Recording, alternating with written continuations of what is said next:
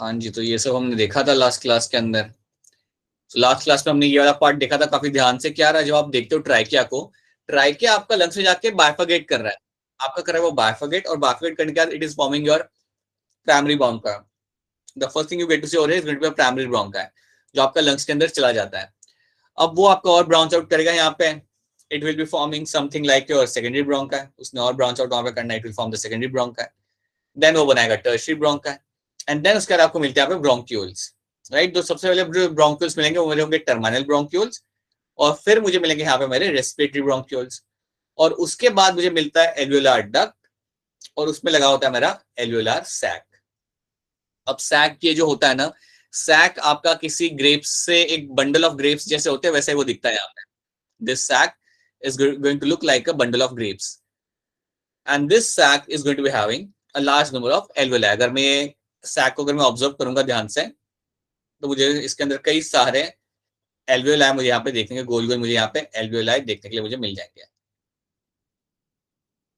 तो ये आपका यहाँ पे स्ट्रक्चर हमने देखा था, यहाँ पे हमने देखा था कहाँ पे सी शेप रिंग है और कहाँ पे आपका सी शेप रिंग आपको नहीं मिल रहा। याद रखना, ये जो कार्टिलेजस रिंग है इसका काम होता है to protect the respiratory tract from getting collapsed. So collapse होने से आपका ये आपको बचाएगा। तो ये हमने लास्ट क्लास के अंदर देखा था, और हमने ये भी देखा था कि कैसे कोई state of fight and flight के अंदर, एक्सक्यूज मी, इसका एडवांटेज होता है। आपके ब्रोंकियल्स कैसे आपके डायलेट होंगे इन state of fight and flight, और उसका एडवांटेज कैसा होगा।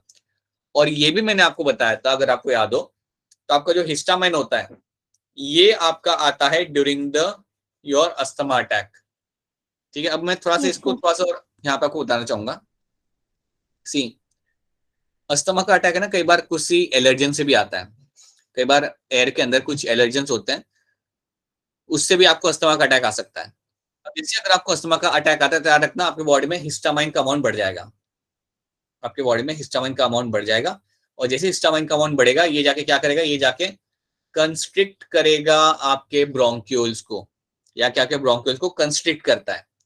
और जैसे आपके ब्रोंक्यूल्स को ये कंस्ट्रिक्ट करेगा, आपका एयर फ्लो आपका वहां पे हो जाएगा कम, and that's when you find yourself breathing heavily. That's when you see कि वो पर्सन को ब्रीथ करने में डिफिकल्ट होता है, वो मुंह से ब्रीथ करने लगता है, all those things happen, right. और इसी टाइम पे वो पर्सन को अगर आप उसके हाथ में वो स्प्रे दे दो जिसे हम नेबुलाइजर कहते हैं, अगर वो उसके अगर आप हाथ में दे दो, वो स्प्रे को यूज करेगा, और वो स्प्रे क्या करेगा, वो वापस से डायलेट कर देगा ब्रोंक्यूल्स को, वो वापस से ब्रोंक्यूल्स को डायलेट कर देगा, एंड फिर वो नॉर्मली वापस ब्रीथ कर पाएगा। So please know this thing, right. कुछ याद रहे ना रहे, इतना अटकना कि हिस्टामाइन यहाँ पे क्या कर रहा था, क्योंकि ये टर्म आपके सामने बार बार वापस आएगा। सो हिस्टामाइन यहाँ पे कंस्ट्रिक्ट कर रहा था आपके यहाँ पे ब्रोंक्यूल्स को, राइट, जो आपको देखने के लिए मिला था। जैसे ही आपको एक अस्थमा का अटैक आया, वो टाइम पे आपका हिस्टामाइन आपके यहाँ पे रिलीज होता है। Okay, now this is something we have seen. इसको थोड़ा ध्यान देते हैं। नोस्ट्रिल, तो देखिए क्या होता है यहाँ पे, नोस्ट्रिल तो आपकी एक्सटर्नल ओपनिंग है, राइट, जहां से आपका एयर अंदर जाएगा। सो दैट्स योर नोस्ट्रिल, उससे ज्यादा एक्सप्लेन करने की आपकी जरूरत नहीं है। हाँ, आपको इतना रखना है कि आपके जो नोज होते हैं, जो आपके जो दो पार्ट होते हैं नोज के, राइट एंड लेफ्ट वाला जो पार्ट होता है, बीच में आपका होता है आपका कार्टिलेज, बीच में आपको कार्टिलेज देखने के लिए मिल जाएगा। सो लेट्स सी, यहाँ पे लिखा हुआ इन लोगों ने, nasal cavity is separated by a cartilaginous nasal septum. तो बीच में जो आपको जो पार्टीशन आपको मिलता है उसे हम बोलते हैं सेप्टम, और ये आपका कार्टिलेज से बना हुआ होता है। अब बात ये है कि आपका ये जो कार्टिलेज से बना हुआ है काफी इजीली टूट सकता है। याद रखना, बोन तो हार्ड होता है, कार्टिलेज इतना हार्ड नहीं होता। कभी अगर आपने देखा होगा, या आपके स्कूल में कभी बॉक्सिंग में आपने देखा होगा, तो काफी बार होता है कि नाक वाले एरिया से आपको like it's very likely chance कि आपको ब्रेक होता है, अगर आप बॉक्सिंग कर रहे हो या अगर आप कोई कॉन्टैक्ट स्पोर्ट कर रहे हो, तो नाक का ब्रेक होने के चांसेस थोड़े लाइक काफी इजीली होते हैं, because it will have the cartilage over there. If you, अगर आपके नक्कल वहां पे बार बार हिट हो रहे हैं, then there is a likely chance कि आपको ब्रेक होगा। ओके, याद रखना, is made of cartilage and it is form the septum, जो आपके दोनों राइट एंड लेफ्ट आपके नोस्ट्रिल को सेपरेट करता है। Then you have a nasal concha है। नेजल कॉन्का वाला एरिया जो यहाँ पे होगा, let me just try to show you over here. ये वाला जो जोन है मेरा यहाँ पे, ये मेरा जो मेरे यहाँ पे जोन है, this particular zone over here, that is known as my nasal concha है। ये सारी लेबलिंग आपको याद नहीं रखनी, राइट, कुछ एक लेबलिंग जिसको आप यहाँ पे देख सकते हो फॉर अंडरस्टैंडिंग। सो ये एक पैसेज है बेटा, इसमें कुछ अलग सा है नहीं, एक पैसेज है जहां से मेरा एयर पास होगा। This is a passage through with the air will pass. यहाँ पे आपको कई सारा म्यूकस भी मिलेगा देखने के लिए, right, and this from here the air will pass and the air will go inside the will pass through the pharynx into your windpipe. That is going to be a trachea. उसके अंदर आपका air यहाँ पे जाएगा. याद रखना आपका जो फूड पाइप है वो पीछे है, वो आपके विंड पाइप के पीछे आपका फूड पाइप मिलेगा. आपका फूड पाइप के आगे आपको मिलता है यहाँ पे देखने के लिए आपका विंड पाइप. तो ये आपका यहाँ पे दिख रहा है. हाँ जी बेटा, गुड इवनिंग बेटा, गुड इवनिंग. उसके बाद यहाँ पे आपको ओल फैक्ट्री एपिथेलियम जहाँ पे लिखा हुआ है ना, मैं चाहूंगा कि ये टर्म को आप याद रख लो. जब भी आपके सामने ओल फैक्ट्री टर्म आए, याद रखना it will have a role of sense of smell. Sense of smell.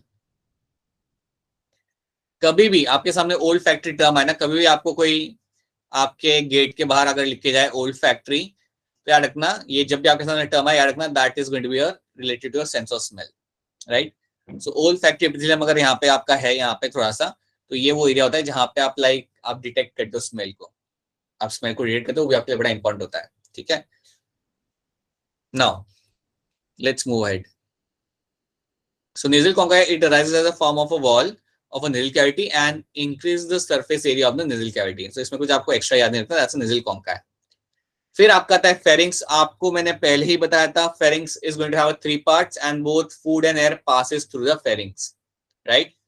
larynx आपका रहता है voice box और syrinx क्या होता है, किसको याद है syrinx क्या होता था? Anyone remember syrinx होता क्या था? पार्ट्स में होता है. हाँ जी, ये रहेगा मेरा voice box in the birds, that is going to be a सिरिंक्स.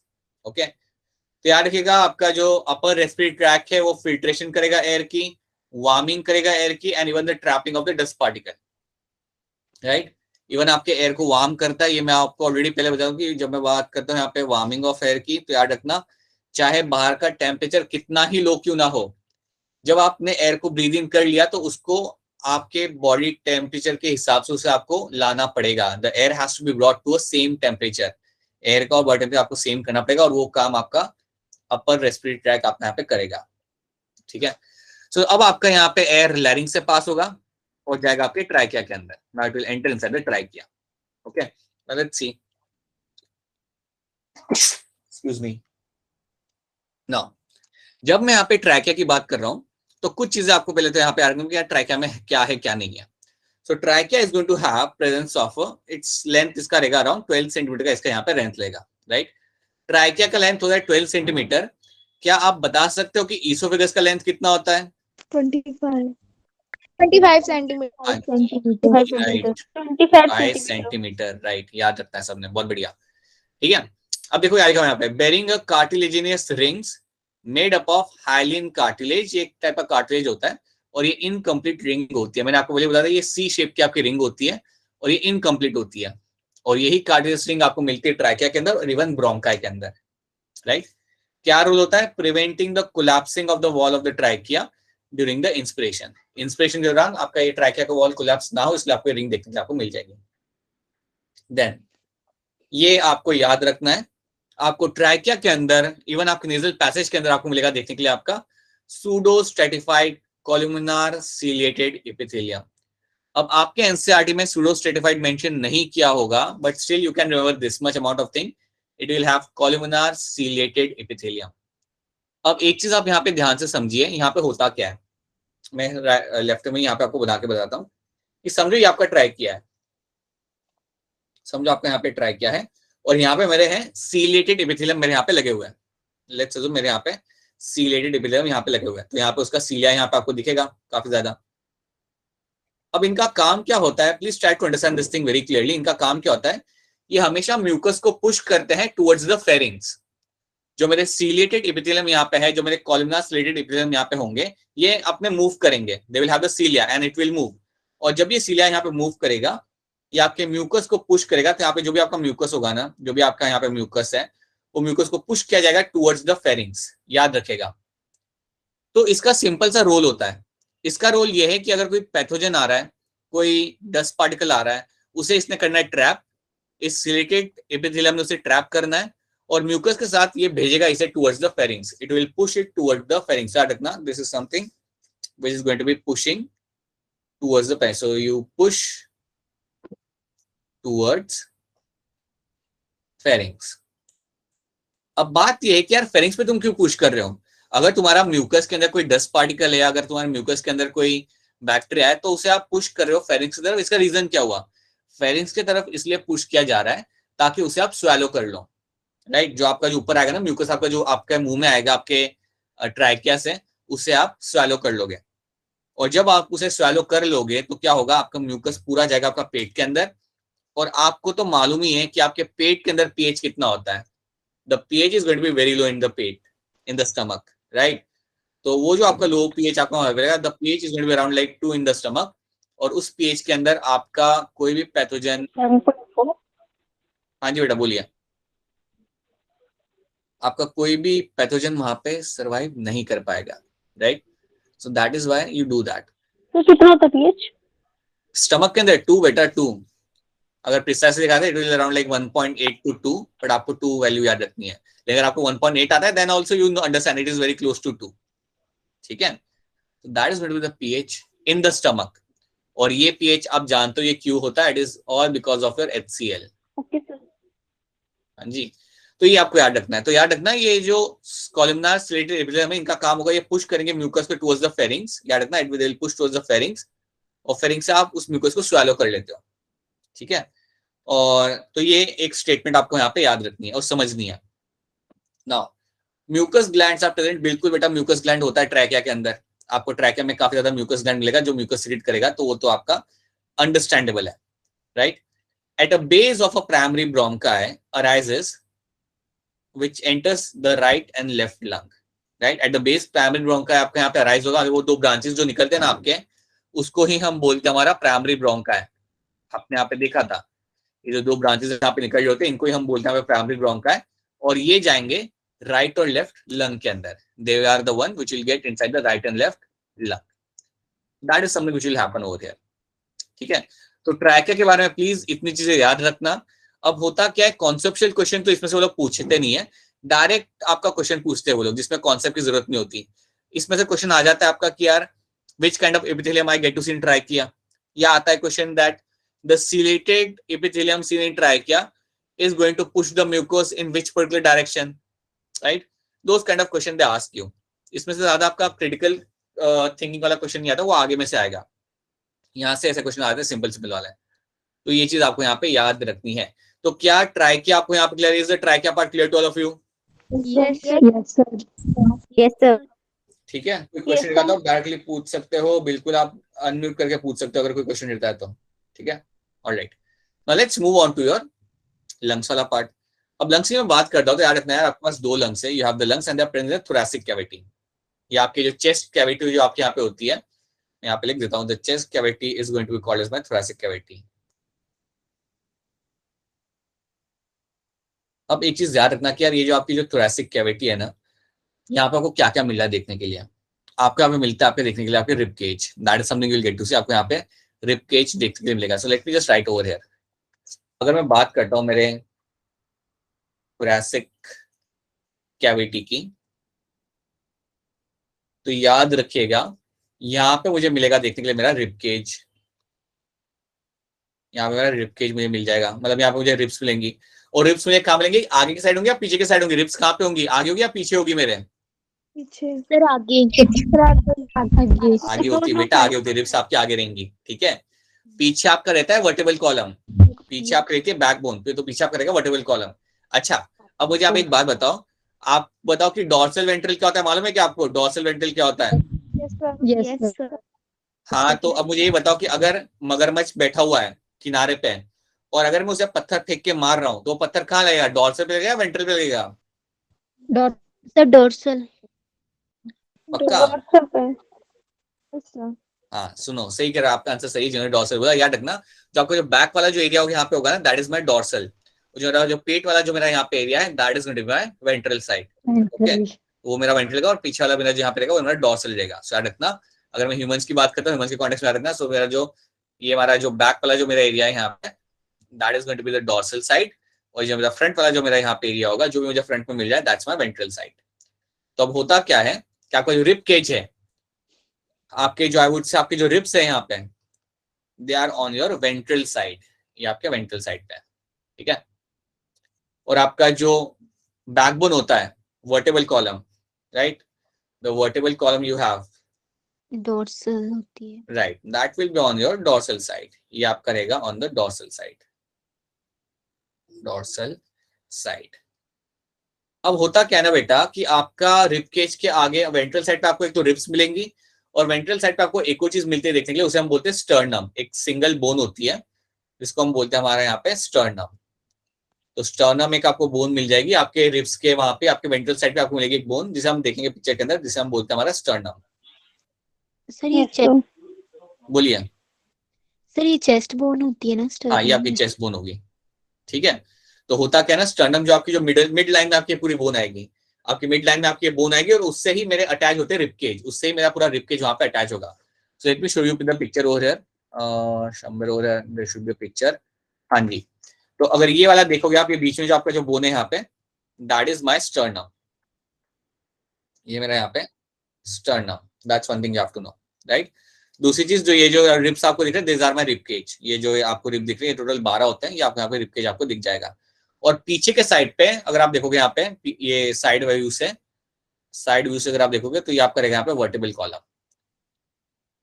ये आपका vertebral column.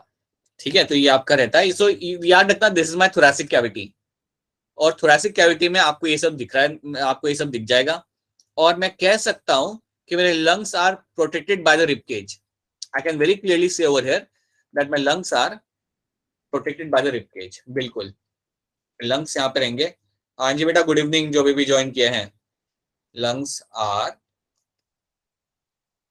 Protected by rib cage. पूरा रिब केज आपके लंग्स को यहाँ पे प्रोटेक्ट करेगा, राइट. पूरा उसे प्रोटेक्शन मिल जाए यहाँ पे. So that's a very good thing. और लंग्स को ही नहीं, even it is going to protect the heart as well. ये आपके हार्ट को भी वहां पे प्रोटेक्ट कर लेता है. तो याद रखना आप लोग ये चीज कि थोरैसिक कैविटी में आपको मिल रहा है रिब केज, राइट. आपको रिब्स मिल जाए. और आपको स्टर्नम बोन कौन सी होती है याद रखना, वर्टिब्रल कॉलम से अटैच होता है rib on the dorsal side. और ये जो पूरा थोरैसिक कैविटी है जिसमें आपको रिब केज मिल रहा है पूरा के पूरा, ये पूरा जो स्ट्रक्चर उसे हम बोलते हैं रिब केज. इसके अंदर मेरे लंग्स प्रोटेक्टेड रहते हैं, राइट. अब हम थोड़ा लंग्स के बारे में यहाँ पे बात करते हैं. अगर मैं बात करूँ लंग्स की यहाँ पे सेपरेटली, तो you have two lungs. You have a right lung and you have a left lung. अब अगर मैं दोनों लंग को कंपेयर करूंगा, अगर मैं किसी ह्यूमन बॉडी को अगर मैं ओपन करता हूं और मैं अगर दोनों लंग को यहाँ पे कंपेयर करूंगा, सो व्हाट विल हैपन कि जो मेरा लेफ्ट लंग होगा ना, वो थोड़ा सा होगा small. It is going to be slightly smaller. The left lung is going to be slightly smaller. और यहाँ पे एक एरिया होता है, एक छोटा सा स्पेस होता है, और उस स्पेस को मैं बोलता हूँ यहाँ पे as a cardiac notch. Cardiac notch, right. उसको मैं बोलता हूँ यहाँ पे कार्डियक नॉच, जहां पे मैं अपना हार्ट को प्लेस करूंगा. यहाँ पे मेरा हार्ट रखा हुआ होता है. इसलिए आप जानो कि हार्ट जो आपका होता है वो थोड़ा सा लेफ्ट हैंड साइड पे होता है, राइट. सो रखना, लेफ्ट लंग आपका रहेगा थोड़ा सा छोटा और वहां पे आपको एक नॉच मिलेगा और उसको हम बोलेंगे यहाँ पे कार्डियक नॉच. और यहाँ पे आप हार्ट को रखते हो. So over head the heart is placed. इस में आपको हार्ट यहाँ पे मिल जाएगा. अब उसके अलावा अगर मैं लंग को निकाल के देखता हूँ थोड़ा और डिटेल में, अगर देखता हूँ मैं लंग को, so again it will have a double membrane covering. इसके अंदर मुझे मिलेगी देखने के लिए, मेरे यहाँ पे डबल मेम्ब्रेन कवरिंग मुझे यहाँ पे दिख जाएगी. सो प्लीज रखना, the lung will have the double membrane covering. और दोनों में आपको दिख जाएगी. हाँ जी बेटा बोलिए, कुछ क्वेश्चन तो पूछ लीजिएगा. This double membrane covering is called as my pleurae. ये जो डबल मेम्ब्रेन कवरिंग जो मुझे मिलेगी मेरे लंग्स की, this double membrane covering is called as my pleurae. ये है मेरी double membrane covering. Double membrane covering, इससे पहले हमने ये टर्म सुना था जब हम देखते थे हमारा क्लोरोप्लास्ट, माइटोकॉन्ड्रिया, उन सब में हम देखते थे. अभी हम यहाँ पे देख रहे हैं कि डबल मेम्ब्रेन कवरिंग आपको यहाँ मिल रही है, that is called as my pleurae. इसको मैं बोलूंगा यहाँ पे as a pleurae. That's one thing.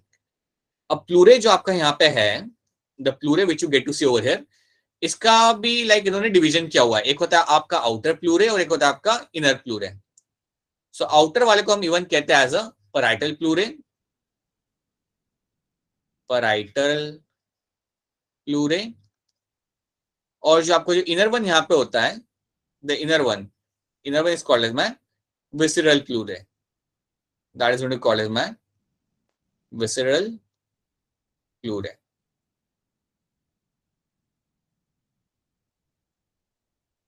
ये चीज आपको यहाँ पे याद रखनी पड़ेगी, इसमें आपको ये वाला पार्ट याद रखना पड़ेगा दैट जो आउटर वाला है मैं यहाँ पे लिख रहा हूँ, the outer one is called as my parietal pleurae, और जो आपका जो इनर वाला है the inner membrane, the inner membrane is going to be called as my visceral pleurae, right. So ये आपको दो आपको मेम्ब्रेन यहाँ पे याद रखनी है, and this is my double membrane covering called as my pleurae collectively, right. अब ये जो मेरी मेम्ब्रेन है, डबल मेम्ब्रेन कवरिंग है यहाँ पे, इसके बीच में मुझे कुछ मिलेगा, इसके बीच में मुझे मिलेगा देखने के लिए कुछ फ्लूइड, इसके बीच में आपको यहाँ पे फ्लूइड देखने के लिए मिल जाएगा, and that fluid is called as your pleural fluid.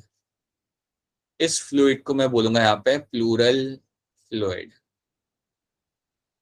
तो याद रखना है आपको यहाँ पे कि आपकी जो दो मेम्ब्रेन है यहाँ पे, उसके बीच में आपको थोड़ा सा फ्लूइड मिलेगा, and that fluid is called as my pleural fluid. उस फ्लूइड को मैं बोलूंगा यहाँ पे एज अ प्लूरल फ्लूइड। और वो फ्लूइड क्या करता है ना कि देखो, जो आप जब ब्रीदिंग कर रहे हो, आपके लंग्स एक्सपांड करेंगे और आपके वो रिलैक्स भी करेंगे। तो जब भी आपके लंग्स एक्सपांड कर रहे, रिलैक्स कर रहे हैं, वो टाइम पे क्या होता है ना कि आपकी आउटर और इनर मेम्ब्रेन आपकी एक दूसरे को टच होती है, आपकी आउटर और इनर मेम्ब्रेन एक दूसरे को यहाँ पे होगी touch, right. But that won't create any friction, but वो जब वहां पे टच होगी वो वहां पे कोई फ्रिक्शन क्रिएट नहीं करेगी, बिकॉज आपके पास है यहाँ पे आपका प्लूरल फ्लूइड।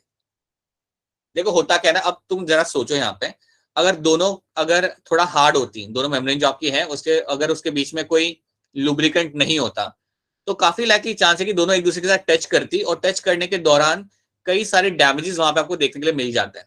काफी लाइकली चांस है कि अगर आपकी मेम्ब्रेन दोनों बार बार एक दूसरे से टच करेगी, क्योंकि आप तो 1 मिनट के अंदर 12 से 13 बार ब्रीथ कर रहे हो, राइट। एक दिन में आप कितना सारा ब्रीथ कर रहे हो, तो वो टाइम पे अगर आपकी मेम्ब्रेन बार बार एक दूसरे से अगर टच कर रही होती और अगर बीच में फ्लूइड नहीं होता, तो हो सकता था कि वहां पे थोड़ा डैमेज क्रिएट होता, और लंग्स पे डैमेज क्रिएट करना इज नॉट समथिंग जिसको आप कॉम्प्रोमाइज कर सकते हो। यहाँ पे अगर कुछ होता है then it's a very fatal condition, it is super fatal condition. एक मैं आपको बात यहाँ पे बताना चाहूंगा कि कई सारी जो डिजीज होती है ना लंग्स को रिलेटेड, उसको ठीक करने के बावजूद आपके लंग्स की कैपेसिटी कई बार वैसी नहीं होती जैसे पहले हुआ करती थी। काफी बार आपको ये देखने के लिए मिलेगा, कई सारे जो कंडीशंस होते हैं उसमें क्या होता है, वो लंग्स के टिश्यूज को ऐसे डैमेज कर देते हैं और उससे आप रिप्लेस नहीं कर सकते हैं, and you can not lungs भी अपने आप को वहां पे ठीक नहीं कर पाते हैं, और उसकी ब्रीदिंग कैपेसिटी उस पर्सन की थोड़ी सी कम हो जाती है, या उसकी लंग कैपेसिटी उसकी काफी कम हो जाती है जैसे उसकी पहले हुआ करती थी, उस हिसाब से। So lungs are very precious for you actually, इनको मेंटेन करना बड़ा जरूरी होता है। अगर इसमें कोई डैमेज होता है देन कई बार वो डैमेज को आप रिपेयर नहीं कर सकते हैं। मैं ये कह रहा हूँ, अगर आपका समझो 5% लंग्स में डैमेज हो गया तो वो हो गया, अब आप उसे रिपेयर नहीं कर सकते। अब आपको आपके 95% लंग के एफिशिएंसी से ही आपको काम करना पड़ेगा। आप ये चीज नोटिस करना, अगर आप कोविड के केसेस को अगर आप फॉलो कर रहे थे, तो काफी लोग कोविड से रिकवर होने के बाद भी वो नॉर्मल एक्टिविटी कर नहीं पा रहे थे। काफी लोग कोविड से रिकवर करने के बाद भी अपनी जो डे टू डे एक्टिविटी उनकी जो पहले थी ना, वो उस तरीके से वो कर नहीं पा रहे थे जैसे वो पहले कर पा रहे थे। बहुत ज्यादा जल्दी वो वीकनेस आती थी, they used to get fatigue, बहुत जल्दी थक जाते थे वो लोग। So that is all those things which are happening. So lungs are something, if they get damaged at times उनको many conditions are there जहाँ पे आप damage को repair नहीं कर सकते हैं, right? So please understand this thing is very important for you. So याद रखिएगा, outer inner membrane जो आपकी यहाँ पे होगी, उसके बीच में आपको यहाँ पे fluid मिल रहा है, और ये fluid का क्या होता है? To avoid the friction, इसका काम होगा to avoid friction between the two bones, two membranes, friction between the two membranes यहाँ पे आपका avoid किया जाएगा using this fluid. तो क्या आपको यहाँ पे प्लूरे, यहाँ पे आपको समझ आ रहा है? Is the pleurae and the pleurae fluid clear to all of you? Yes, sir. Yes, sir. Right. So Yes, sir. Pleural fluid should be very much clear to, कि यार यहाँ पे इसका काम क्या है। याद रखना, ये ध्यान रखेगा कि आपके यहाँ पे फ्रिक्शन ना हो, और फ्रिक्शन ना होने का रीजन यहाँ पे क्योंकि आपके यहाँ पे फ्लूइड है, राइट। अब इसके बाद आपको यहाँ पे क्या दिखेगा? So let's see over here, lung को आप ऑब्जर्व कर रहे हो यहाँ पे। सो आप ये सीक्वेंस आप जानते हो, you know you have a trachea, you have bronchi है, राइट।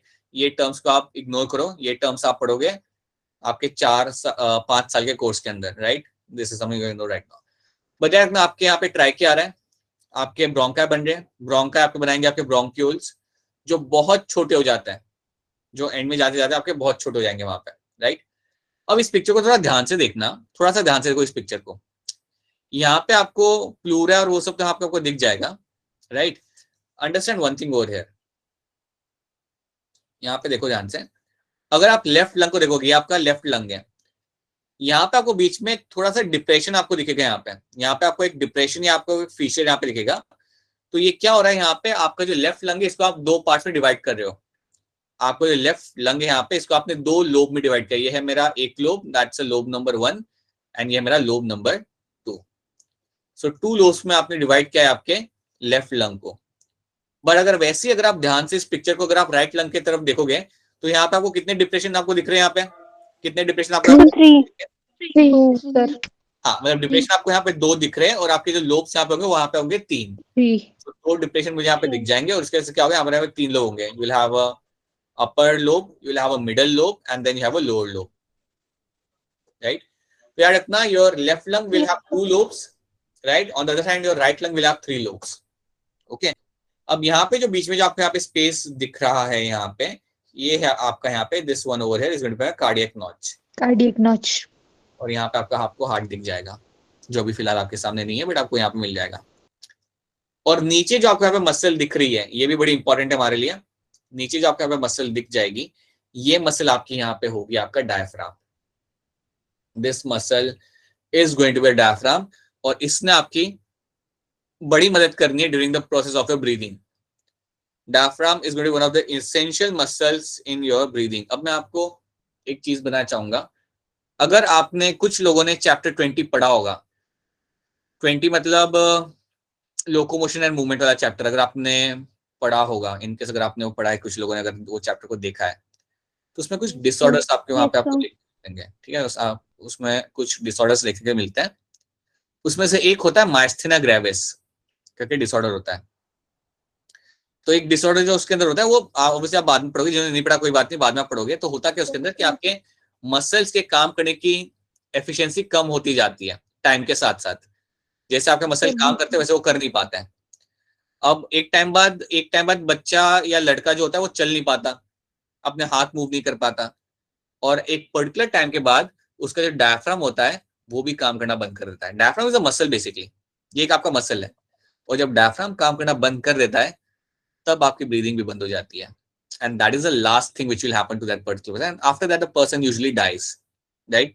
इस कंडीशन के अंदर यूजुअली लाइफ स्पैन आपका रहता है 20-21 ईयर्स तक, सपोर्ट के साथ, सपोर्ट मतलब मेडिकल सपोर्ट के साथ, और इज वेरी डिफिकल्ट, राइट। तो ये जो मसल है मेरा यहाँ पे, ये मैं आपको बता इसलिए रहा हूँ कि ये जो आपका डायफ्राम यहाँ पे है, it is very essential, it is very essential for the process of breathing. अगर ये आपका काम नहीं कर रहा, then you will have a impact, you will have a fatal impact on the body. So please know that. तो बस चाहता हूँ कि आप इतना रखो, बाकी सारे लेबलिंग्स आपको याद नहीं रखने। आपके लंग्स यहाँ पे, प्लूरे के बारे में मैंने यहाँ पे बात कर लिया, you have this lobes over there, and please know the diaphragm. Diaphragm वाला कंपोनेंट आप यहाँ पे याद रखो, ठीक है। Let's go ahead. कुछ चीजें यहाँ पे लिखी हुई है। You have a left lung smaller than the right lung, ठीक है। Left lung has 2 lobes, superior, ऊपर वाला सुपीरियर, नीचे वाला inferior, right. Right lung will have 3 lobes, superior, middle और इंफीरियर। सो ये हमने यहाँ पे देखा था। इंटरनली अगर आप ऑब्जर्व करते हो, ये हम लास्ट क्लास में देख चुके हैं। आपके पास होता है प्राइमरी ब्रोंका, देन आपके पास आता है आपका secondary bronchi, then you have a tertiary bronchi, और उसके बाद टर्शियरी ब्रोंका के बाद आपको मिलेगा आपका terminal bronchioles, and then you will have your respiratory bronchioles. ये हम लास्ट क्लास में देख चुके हैं, ठीक है। दैट समथिंग यू नो कि आप अंदर जा रहे हो तो आपको क्या क्या देखने के लिए आपको यहाँ पे मिल जाए। याद रखना, टर्मिनल ब्रोंक्यूल्स और रेस्पिरेटरी ब्रोंक्यूल के अंदर आपको सी वाला रिंग आपको नहीं मिलेगा। You don't find cartilaginous ring in these 2 bronchioles, यहाँ पे आपको देखने के लिए आपको कभी नहीं मिलेगा, ठीक है। Now let's see something else. क्या आपने यहाँ पे देख लिया। अब हम क्या करेंगे, हम पहुंच गए हमारे एल्वेलाई तक, वहां तक हम पहुंचते हैं। Let's try to understand one thing. अब जैसे कि यहाँ पे बनाया गया है, let me just show you over here what will happen ना। आपका जब डक्ट आ जाता है, जब आपका एल्वेलर डक्ट आ जाता है, राइट, उसके बाद आपको मिलेगा यहाँ पे एल्वेलर सैक। आपका एल्वेलर सैक आपको दिख जाएगा। और जैसे कि मैंने आपको बोला कि एल्वेलर सैक के अंदर आपको मिलेंगे कई सारे एल्वेलाई, आपको कई सारे एल्वेलाई यहाँ पे आपको दिख जाएंगे। you'll get to see a large number of alveoli. और ये वो एरिया होगा जहां पे आपका होगा exchange of gases. This is area where you will get to see your exchange of gases. यहाँ पे आपका होता है एक्सचेंज ऑफ गैसेस, जिसको आप सेपरेटली समझोगे कि वहां पे क्या हो रहा है क्या नहीं हो रहा है, वो आप समझोगे आराम से. बट इतना अटकना, यहाँ पे आपका होगा एक्सचेंज ऑफ गैसेस. यहाँ पे आप लाइक आपके O2 को आप भेजोगे ब्लड के अंदर और यहाँ पे आप लोगे अपने CO2 को. सो that is something which will happen over here. So O2 आपका यहाँ पे रिलीज किया जाएगा, राइट. सो O2 यहाँ से आप रिलीज करोगे इनटू द टिश्यूज की तरफ और इसके अंदर आप भेजोगे अपने CO2 को, आप यहाँ पे भेजना चालू करोगे. सो that is something which will happen over here, right. और ये होता है मेरा यहाँ पे एल्वेओलार सैक. ओके, यही पिक्चर यहाँ पे लेके रखी हुई इन लोगों ने. This is look like a grape like structure यहाँ पे. एंड ये पूरे को हम बोलेंगे सैक और एक एक सिंगल जो मेरा यहाँ पे यूनिट है उसे मैं बोलूंगा यहाँ पे एल्वेओलाई. और अगर आप इसे ध्यान से देखोगे तो यहाँ पे कई सारी ब्लड वेसल्स भी आपको दिख जाएंगी. अगर आप देखते हो यहाँ पे तो all the alveoli are very closely connected with the blood vessel. सारे के सारे जो मेरे एल्वेओलाई हैं यहाँ पे वो मेरे ब्लड वेसल के साथ काफी क्लोजली यहाँ पे इंटरेक्ट कर रहे हैं. I think all of you can see this. All those blood vessels can be seen over here. Yes, sir. बड़ा ही इंपॉर्टेंस होगा हमारे लिए आगे वाली क्लास में. तो इसको हम देखते हैं. फर्स्ट ऑफ ऑल, कितने एल्वेओलाई आपको मिलेंगे टोटल लंग्स के अंदर? राइट और लेफ्ट मिला के 300 मिलियन. ये नंबर याद रख लेना. इतने नंबर ऑफ एल्वेओलाई आपको मिल जाते हैं आपके दोनों मिला के, राइट और लेफ्ट लंग मिला के आपको मिल जाएंगे. सेकेंड इंपॉर्टेंट चीज, एल्वेओलाई के अंदर आपको मिलता है आपका स्क्वैमस एपिथेलियम. ये आपको भूलना नहीं है. एल्वेओलाई के अंदर आपको मिलेगा देखने के लिए आपका यहाँ पे स्क्वैमस एपिथेलियम. एक टाइम था, एक जमाना था 2012 से लेके 2017 तक, ये लोग हर पेपर के अंदर एक क्वेश्चन पूछते थे फ्रॉम द एनिमल टिश्यू. और कुछ ऐसा ही होता था कि एल्वेओलाई में आपको क्या मिलेगा देखने के लिए, या आपका इन योर फैलोपियन ट्यूब में आपको कौन से एपिथेलियम मिलेंगे. So those kind of question they used to ask. So याद रखना, this is something which they do ask, right. So alveoli will have a thin wall squamous epithelium. Extensive supply of blood can be seen. Blood vessel आपको यहाँ पे काफी clearly आपको देखने के लिए यहाँ पे मिल जाएंगे. हाँ, अब alveoli के अंदर you have something known as a lecithin. तो मैं आपको बताना चाहूंगा यहाँ पे, अगर आप एक alveoli को ऑब्जर्व करते हो ना, अगर एक आप alveoli को ऑब्जर्व करते हो तो इसके अंदर आपको एक कंपोनेंट मिलता है देखने के लिए, and that is something known as my lecithin. आपको लेसिथिन की लेयर यहाँ पे मिल जाएगी. So you get to see a layer of lecithin over here. अब लेसिथिन करता क्या है, ये है क्या यहाँ पे, करता क्या है? लेसिथिन आपका सरफेस एरिया डिक्रीज करता है, राइट. वो surface tension, not surface, it is going to decrease the surface tension. ये आपका सरफेस टेंशन डिक्रीज करेगा. ये आपका सरफेस टेंशन यहाँ पे आपका डिक्रीज करता है. और क्या चीज का ध्यान रखेगा कि यहाँ पे कि मेरे एल्वेओलाई कोलैप्स ना हो. It is going to avoid the collapse of alveoli. याद रखना, ये अवॉइड करेगा, it avoids collapse of alveoli. सो एल्वेओलाई का कोलैप्स यहाँ पे वो अवॉइड करता है. मतलब ध्यान रखता है कि यार मेरे एल्वेओलाई कोलैप्स ना हो, क्योंकि अगर मेरे एल्वेओलाई कोलैप्स हो गए तो मेरा एक्सचेंज ऑफ गैसेस हो जाएगा बंद. और ये चीज को ध्यान रखता है मेरा यहाँ पे लेसिथिन. तो याद रखना, लेसिथिन इज वेरी इंपॉर्टेंट. ये भूलना नहीं आप लोगों ने कि लेसिथिन आपके यहाँ पे आपको मिलेगा.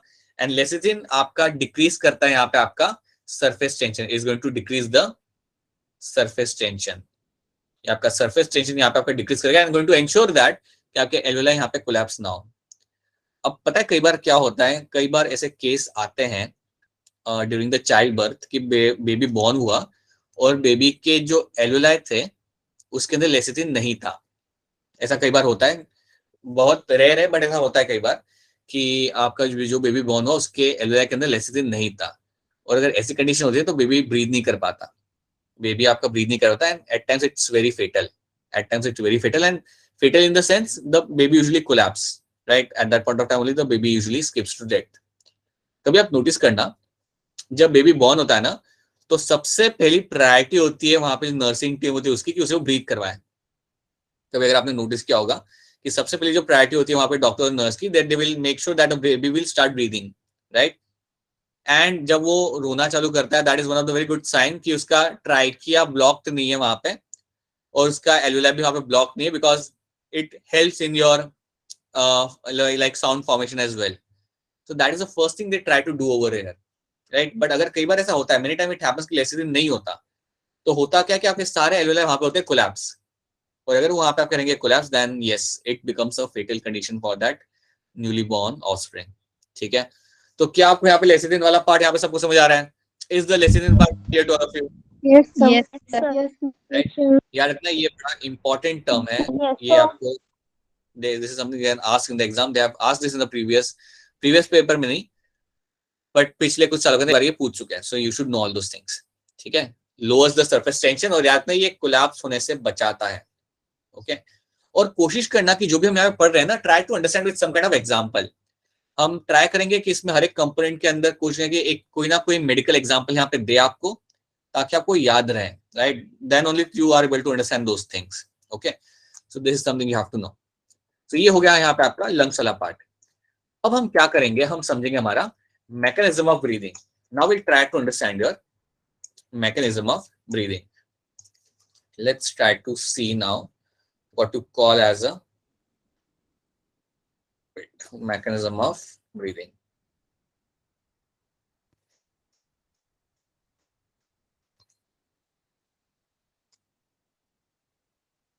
अच्छा, एक बात बताओ, आपको तो ज्यादा मालूम होगा कि जब आप हायर एल्टीट्यूड पे आप जाते हो तो आपको ब्रीथ करने में डिफिकल्टी होती है. आपको मालूम होगा ये बात तो, Yes, right? sir. You are from Himachal, आपके एरिया में इतना नहीं होता, but if you move to more higher altitude, right, breathe करने में थोड़ा डिफिकल्टी आता है. ऐसा क्यों होता है? सर वहाँ पे प्रेशर कम होता है. सर वहाँ Right. का Or anything else? I can say you will have a thin layer of oxygen in that higher altitude. आपके higher altitude के अंदर आपको मिलता है thin layer of oxygen. और क्योंकि आपको वहां पे thin layer of oxygen आपको वहां पे मिल जाए, then that's why you find it difficult to breathe over there. तो अगर ऐसी कंडीशन होती है तो आप मुझे सोच के बताओ कि यार फिर वहां पे लोग ये माउंट एवरेस्ट कैसे चढ़ते होंगे. So what would be the plan to manage this kind of condition? अगर आपका इतना कम है वहां पे ऑक्सीजन, तो वो लोग कैसे चढ़ते होंगे, या क्या प्लान हो सकता है? आपका क्या प्लान होगा? अगर समझिए आपका माउंटेन है, राइट, आप तो चलो आप तो लोकल है, तो आपको किसी को लेके जाना है जो महाराष्ट्र से है, राइट. आप जानते हो यहाँ से ऊपर जाते समय, यहाँ से ऊपर जाओगे तो आपका हो जाएगा यहाँ पे थिन लेयर, ऑक्सीजन का अमाउंट यहाँ पे हो जाएगा, थिन लेयर थोड़ा यहाँ पे हो जाएगा, राइट. तो आपका प्लान क्या होगा? Like how do you make sure कि जो तुम्हारा जो टूरिस्ट है तुम्हारे साथ यहाँ पे, या जो भी तुम्हारा फ्रेंड है यहाँ पे, उसको तुम ऊपर तक ले जाके कैसे वहां पे? हाँ जी, बोलो कैसे कैसे? Oxygen cylinder.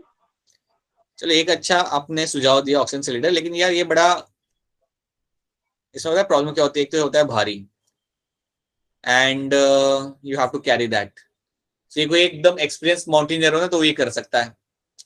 बाकी एक नॉर्मल टूरिस्ट आ रहा है, वो आ रहा है महाराष्ट्र से घूमने के लिए यहाँ पे, उसके लिए करवाना थोड़ा सही नहीं रहेगा, right. It will be difficult for him, काफी उसके लिए फिजिकली एंड्यूरिंग होगा. सोचना इस बारे में क्या कर सकते हो तुम लोग यहाँ पे, अगर तुम उसे यहाँ पे पहुंचाना हो या उसे तुम्हें यहाँ पे रह के, क्योंकि यहाँ पे कई सारे लोग वैसे भी रह रहे हैं, ऐसे नहीं कि यहाँ पे कोई रह नहीं रहा, यहाँ पे काफी लोग वैसे पहले से रह रहे हैं, राइट, लेकिन उनको कोई दिक्कत नहीं हो रही. ये तो आ रहा है महाराष्ट्र से, तो इसको आएगी दिक्कत. तो क्या प्लान आपका हो सकता है? थिंक अबाउट इट बाद में. Let's talk about your mechanism of breathing. इस बारे में हम लोग बात करते पहले, राइट. अब मैकेनिज्म ऑफ ब्रीदिंग चालू करने के पहले आप ये चीज याद रखना. पहले मैं आपको चाहूंगा कि आप इतना तो पहले याद रखो कि आपको नीचे मिल रहा है यहाँ पे डायफ्राम. मैं 2-3 चीजें आपसे एक्सपेक्ट करूंगा कि आप याद रखें यहाँ पे. एक तो आपका डायफ्राम याद रखें यहाँ पे पहले, that you have a diaphragm over here. ये मैं चाहूंगा कि आप याद रखें यहाँ पे, right. Let me just write down over here. I want to remember something like your diaphragm. ये आप याद रखें यहाँ पे. फिर एक चीज मैं आपको चाहूंगा याद रखने के लिए, that is going to be your intercostal muscle. Intercostal muscle. कोई जानता है ये मसल मुझे कहाँ मिलेगी देखने के लिए? एनीवन? ये इंटरकोस्टल मसल कहाँ मुझे देखने के लिए मिल सके? डायफ्राम मैंने बता दिया आपको कि डायफ्राम कहाँ मिल रहा है आपको. ये लंग्स के बिल्कुल नीचे आपको मिलेगा, below the lungs will get to see the diaphragm. So below the lungs, ये आपको वहां पे दिख रहा है। इंटरकोस्टल मसल अगर आपको मालूम नहीं है तो यहाँ पे देख लो, कहाँ गई, अरे रुको, ये रही। अगर आपको यहाँ पे रिब्स दिख रही है ना, यहाँ पे आपको जो रिब्स के बीच में जो आपको जो मसल्स दिख रही हैं, they are my intercostal muscles, they are my intercostal muscles. याद रखना, रिब्स के बीच में जो आपको जो मसल्स दिख रही होंगी वो होती है मेरी यहाँ पे इंटरकोस्टल मसल। ये सब पिक्चर लगाने का रीजन यही है ताकि आपको पता चले कि कौन सी चीज कहाँ पे आ रही है, राइट। क्योंकि याद तो आप वैसे भी कर लोगे कि ब्रीदिंग के टाइम पे इंटरकोस्टल मसल कॉन्ट्रैक्ट हो रही है, रिलैक्स हो रही है, वो तो आप याद कर लोगे, लेकिन प्लीज नो दैट मेरी मसल्स होती कहाँ पे। These are the muscles you find between the ribs. Ribs के बीच में आपको मसल्स देखने के लिए आपको यहाँ पे मिल जाएगी, राइट। एब्डोमिनल मसल्स जो आपकी होती है वो आपको नीचे मिलती है in your back, in your lower back के अंदर आपको मिलेगी आपकी देखने के लिए आपकी एब्डोमिनल मसल्स। तो उनको आप बाद में देख सकते हो, जो यहाँ पे आपकी है नीचे वाले एरिया में जो आपको मिलते हैं muscles, this are my abdominal muscles, right. इनके बारे में लोग बात करते हैं आराम से। तो पहले हमने करना क्या है, पहले let's go back over here and let's try to understand हाँ मैकेनिज्म ऑफ ब्रीदिंग। तो जब मैं समझ रहा हूं यहाँ पे मेरे मैकेनिज्म को, तो मैं चालू करूंगा यहाँ पे with something known as your inspiration, right. Will start with something like your inspiration. So let's start with your inspiration.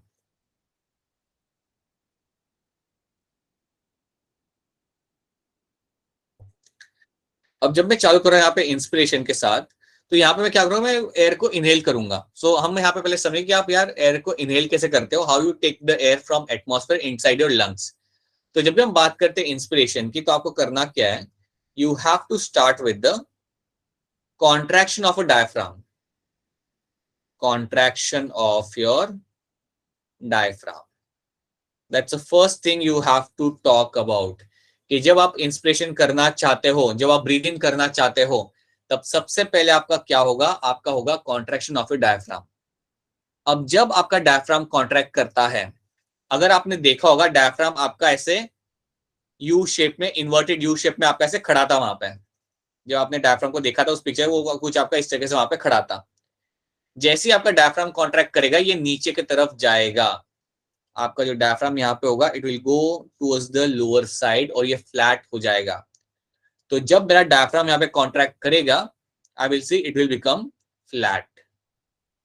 ये आपका पूरे तरीके से आपका यहाँ पे फ्लैट हो जाता है। तो जैसे ये कॉन्ट्रैक्ट करता है ना, मेरा डायफ्राम कुछ ऐसा बन जाएगा बिल्कुल।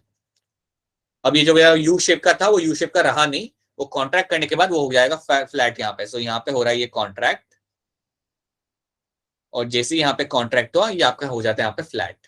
सो that's the first thing you have to know over here, कि जब मेरा इंस्पिरेशन यहाँ पे हो रहा है, so I will be finding there is a contraction of diaphragm which I will be finding happening. जब भी आप ब्रीद इन कर रहे हो, सबसे पहली चीज आपके यहाँ पे ये होगी contraction of your diaphragm. That's the first thing which will happen, right. अब ये करने का रीजन क्या होता है वो हम बाद में देखते हैं, इसकी एक करा क्यों जा रही है हम समझते बाद में, पर पहले ये याद रखना कि एक तो ये चीज आपके यहाँ पे होगी।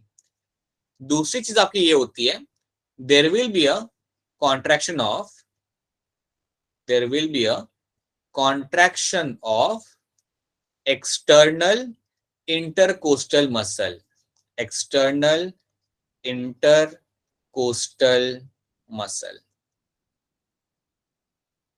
ये आपको याद रखना है जब आप बात कर रहे हो इंस्पिरेशन की। याद रखना, आपका डायफ्राम तो कॉन्ट्रैक्ट हो ही रहा है, उसके साथ साथ आपका एक्सटर्नल इंटरकोस्टल मसल भी आपका कॉन्ट्रैक्ट करेगा। अब आपको एक चीज यहाँ पे समझनी है बेटा, कि देखो होता क्या है, कि जैसे ही आपका डायफ्राम कॉन्ट्रैक्ट करेगा, आपके लंग्स के अंदर जो प्रेशर होगा ना, जो एयर प्रेशर होगा, वो हो जाएगा कम।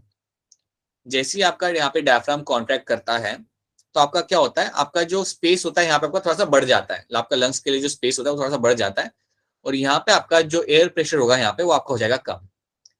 और वो थोड़ा और कम हो जाएगा जब आपका कॉन्ट्रैक्शन होता है एक्सटर्नल इंटरकोस्टल मसल का। तो जब मेरे एक्सटर्नल इंटरकोस्टल मसल कॉन्ट्रैक्ट करेंगे, आपकी थोरैसिक कैविटी इंक्रीज करती है। योर थोरैसिक कैविटी, आपकी thoracic cavity will move upward and outward। ये टर्म याद रखना, it will move upward and outward, मतलब ये बाहर के साइड थोड़ा इंक्रीज करेगा।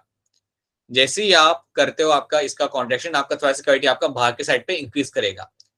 तो जब ये दो चीजें आपकी हो रही है, जब डायफ्राम कॉन्ट्रैक्ट कर रहा है, जब आपका इंटरकोस्टल मसल यहाँ पे, एक्सटर्नल इंटरकोस्टल मसल यहाँ पे कॉन्ट्रैक्ट कर रहा है, तो याद रखना आपकी ओवरऑल थोरेसिक कैविटी आपकी होती है इंक्रीज।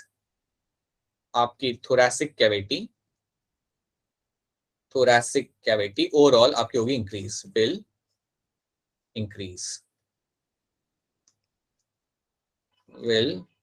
इंक्रीज।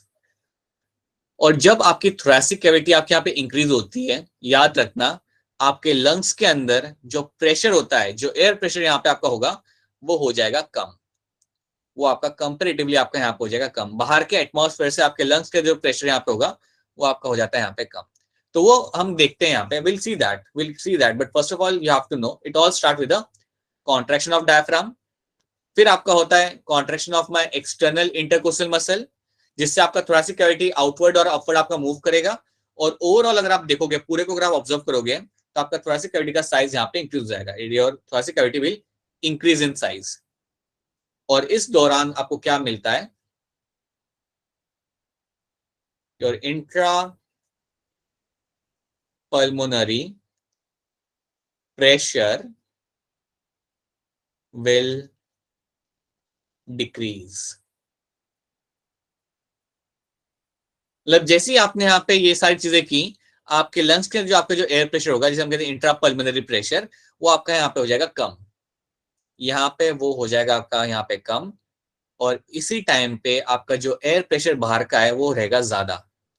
और आप तो इतना जानते हो कि आपका जो एयर जो आपका मूव करता है, वो हायर प्रेशर से लोअर प्रेशर की तरफ आपका यहाँ पे मूव करेगा। और इसी दौरान आपको क्या दिखेगा कि आपका जो एयर है, जो आपका बाहर के एटमॉस्फेयर जो आपका एयर है, वो रश करेगा into your lungs. That is when you will find your air from the outside will rush inside the lung. और वो क्यों रश किया? क्योंकि अंदर आपका प्रेशर यहाँ पे चेंज हो गया, ये हो गया कम हो गया। और जैसे यहाँ पे आपका अंदर के साइड पे प्रेशर आपका कम होता है लंग्स के अंदर, आप जानते हो that your air will always move from higher pressure to lower pressure. और इसलिए आपका जो बाहर का साइड जो प्रेशर था वो ज्यादा था, so from outside the air will get inside the lungs. और यहाँ पे इस तरीके से आपका इंस्पिरेशन यहाँ पे होगा। क्या ये वाली स्लाइड्स जो मैं आपको यहाँ पे बता रहा हूँ, क्या आपको थोड़ा थोड़ा यहाँ पे समझ आ रहा है? Yes, sir. पता चला नहीं चला? Yes, sir. Give me a quick thumbs up in the chat अगर पता चल जाए तो। Give me a quick thumbs up in the chat अगर आपको ये वाला स्लाइड यहाँ तक पता चल जाए तो।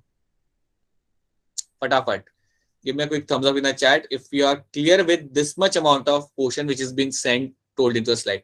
मैं इसको रिपीट करूंगा, मैं इसको रिपीट करे बगैर आगे बढ़ना ही नहीं है मैंने, because these are the things which are very important and you have to know all those things, right? तो जब मैं कहता हूँ यहाँ पे इंट्रा पल्मोनरी प्रेशर, राइट, तो याद रखना दैट मीन्स ये आपका जो प्रेशर है आपके लंग्स के अंदर, उसकी मैं बात कर रहा हूँ। जब आप ब्रीथ नहीं करें तब इक्वल है, जब आप ब्रीथ नहीं कर रहे हैं ना, तब अंदर जो प्रेशर है और जो बाहर प्रेशर है वो आपका इक्वल रहेगा। लेकिन जैसे ही आप ये सब चीजें चालू करते हो, जैसे आप इंस्पिरेशन के लिए कॉन्ट्रैक्ट करो डायफ्राम को, ये मसल आपके कॉन्ट्रैक्ट करेंगे, तो टाइम पे आपकी थोरेसिक कैविटी इंक्रीज होगी। और जैसे ही मेरी थोरेसिक कैविटी इंक्रीज होती है, याद रखना आपका पल्मोनरी प्रेशर आपके जो लंग्स में है आपका यहाँ पे, वो हो जाता है कम। और जैसे वो आपके यहाँ पे कम हुआ, एयर आपकी बाहर से यहाँ पे एंटर करके आपके अंदर आना चालू करेगी, राइट? इसके बियॉन्ड में नहीं जाऊंगा, I won't go beyond this, I may have to ensure that कि आपको ये समझ आ रहा है, and then I will be going beyond this. So अभी तक के लिए हम इतना ही रखेंगे, we won't be going beyond this, right? और मैं इसको आपको एक एग्जांपल के थ्रू भी आपको इसे बताने की कोशिश करूंगा, and I also try to explain you one of the condition जिसमें अगर ये सही से ना हो तो क्या हो सकता है। So we'll see that later on, but I will hope कि आप इतना यहाँ पे पढ़ोगे जब आप घर जाओगे। जितने मैं आपको यहाँ पे स्लाइड दूंगा, I do very strongly hope कि आप इसको इतना तक आप एक बार देख लो, ताकि आपका मैकेनिज्म से वाला जो पार्ट है वो आपको वहां तक आपका सारा क्लियर हो जाए, वहां तक के अंदर जो भी आपको क्लियर हो जाए। I would strongly recommend you to do that. इसके अलावा जब भी मैं कोई डिसऑर्डर की बात करता हूँ ना, please try to remember that कि वहां पे किस बारे में हमने बात किया था और किस पार्ट के बारे में हमने बात किया था, राइट? जब मैं बात कर रहा हूँ कोल्ड एंड कफ की, याद रखना it is been there in the upper respiratory tract, tuberculosis in the lungs, right? So please remember all those things. They will be very helpful for you to understand different kind of disorders and how you are going to treat them. So इतना पहले आपको यहाँ पे याद रखना है, और इसके बारे में सोचना try to think about this. You will get ample amount of time to think about this कि ये person को अगर हमें ऊपर ले जाना हो और हम चाहते कि वो वहां पे रहे कुछ दिनों के लिए, तो क्या tactical move आप यहाँ पे use कर सकते हो? What can be a tactical move I can use over here? So think about it. All right. Now अगर आपके पास कोई यहाँ पे question है, if you have any particular kind of question या इसका अगर आंसर है आपके पास, then please go ahead and tell me. So yeah, that is something you have to do. अगर आपके पास कोई question है यहाँ पे, then please go ahead and ask your question and get your things cleared. If you don't have any questions, then in that case, that is going to be a wrap.